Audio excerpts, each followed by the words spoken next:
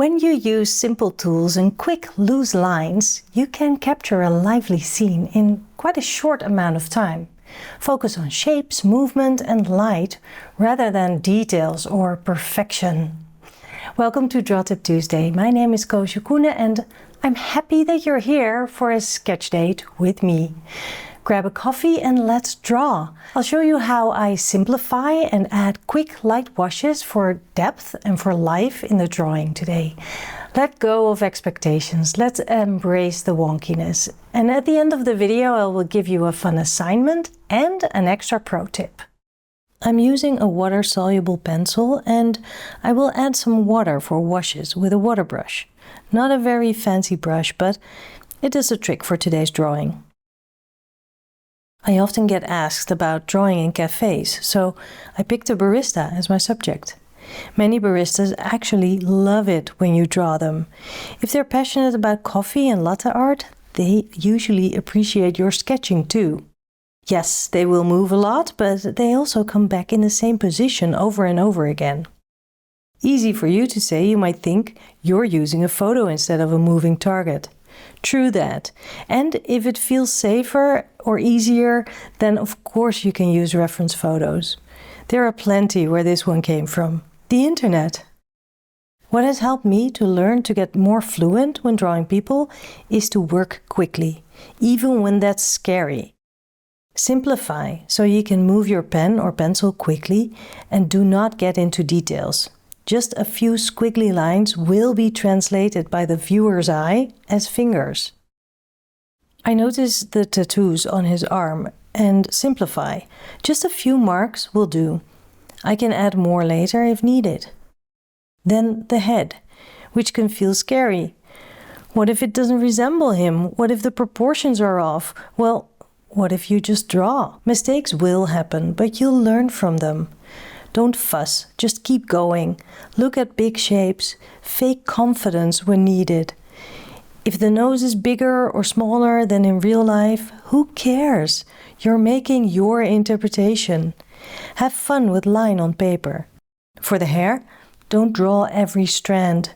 Do as little as you can. Make that a game. Notice the direction the hair falls into and follow it with your lines and marks. Let's give the man an eyebrow and an eye. And now I notice that he has something in his left hand as well. I simplify and make part of it up as the photo is quite dark. Remember, simplify. Just a swirl of a line can indicate a foreground. In the photo, the light is on the barista and so all the focus is on him. In my drawing, I want the focus to be on him too. So just indicating shapes in the foreground and the background will be enough to give some context and depth to the drawing. I could draw all the things on the shelves and all the tiles, but they're not important. So I decide to simplify, leave out things, and to draw simple little lines representing tiles in the background. You're allowed to leave things out when drawing from observation. That's the fun of your sketchbook. You're translating the world through your eyes, even if it's wonky or out of proportion. It's exciting and it's yours. Don't let your inner critic spoil that. You're doing it exactly right. I added shading at the darkest parts of the black shirt and now I use my water brush to dilute the water-soluble material. Careful, you can always add more, but you can't take the dark washes away easily. There's enough wash on my brush to create shadows on the skin. The shadows are very visible in this photo, which is helpful. Just soft touches with the brush, not too heavy-handed, will give great effects. Keep it simple.